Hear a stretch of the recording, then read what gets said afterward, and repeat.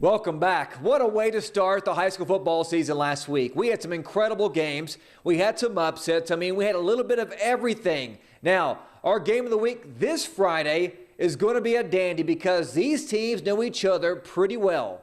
Our Friday Night Lights crew will head to Belmead, where number 1 La Vega will play host to number 7 Connolly. Curtis Quillen will have a live report starting at 6 p.m. and then catch all the highlights and post-game reactions starting at 10:10 on Friday Night Lights. After that, Nikki Lattarulo will be at her Flex Game of the Week road trip. At 6, she'll be in Troy as the Trojans will take on the Blackcats from Mejia. Later that night, our Flex Game of the Week will feature China Spring traveling to face off against Lorena. We'll have highlights plus post-game reaction with the winning coach on Friday Night Lights. Well, one star leaves, yet another returns. The linebackers will be the leaders on this new Baylor defense after the defensive line took that role last year. But they will benefit from one of the changes in this year's defense. Curtis Quillen continues our series of Baylor breakdowns tonight, looking at the linebackers. One star. Gone. Another emerges. The linebackers core at Baylor is something which excites new head coach Dave Aranda. The linebacker position, as it's kind of coming together, if you include the star, which is really a nickel, I think is really going to be a strong unit. The group is led by Joey McGuire, the Bears' associate head coach who took charge of the D-line last year. I learned so much from Coach O'Cam. I learned so much from Coach Rule because he was a D-line guy.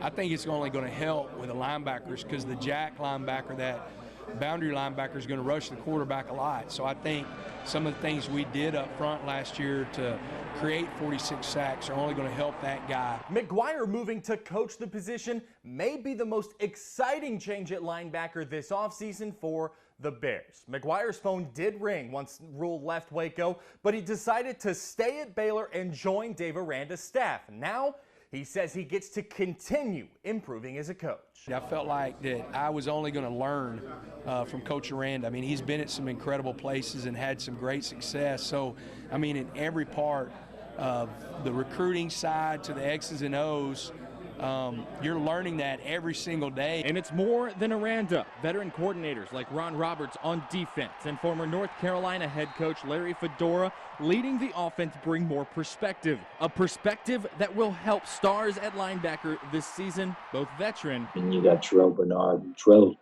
he's seeing everything before it happens. And young. Ashton Logan, Tyrone Brown, guys like that, it's only going to help them be productive in sacking the quarterback. Curtis Quillen, 6 Sports.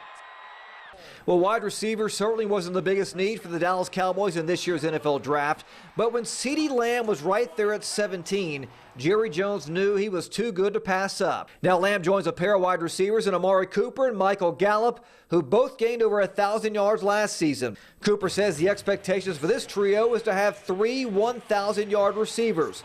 With Lamb now in the mix, Cooper says he sees a lot of potential in this talented group. Obviously I played with MG already for a year and a half, so I know his game pretty well, and he's a really good receiver, and he's only getting better. As far as CD, he's getting better every day too. He looks really good out there. He's still learning the plays, and just certain small things to add to his game. But like I said before, he already has the overall package, so it's just sharpening the tool from here. Some sad news in the world of college basketball as legendary Georgetown head basketball coach John Thompson has died. Thompson led the Hoyas to 7 Big East championships, 3 Final Fours, including the 1984 National Championship. He recruited and coached some of the biggest names ever in the Basketball Hall of Fame: Patrick Ewing, Allen Iverson, Dikembe Mutombo, and Alonzo Mourning. Thompson, who was inducted to the Basketball Hall of Fame back in 1999, was a pioneer credited with opening the door for a generation of minority coaches. Thompson was 78. And that's a look at sports. We'll be right back after the break.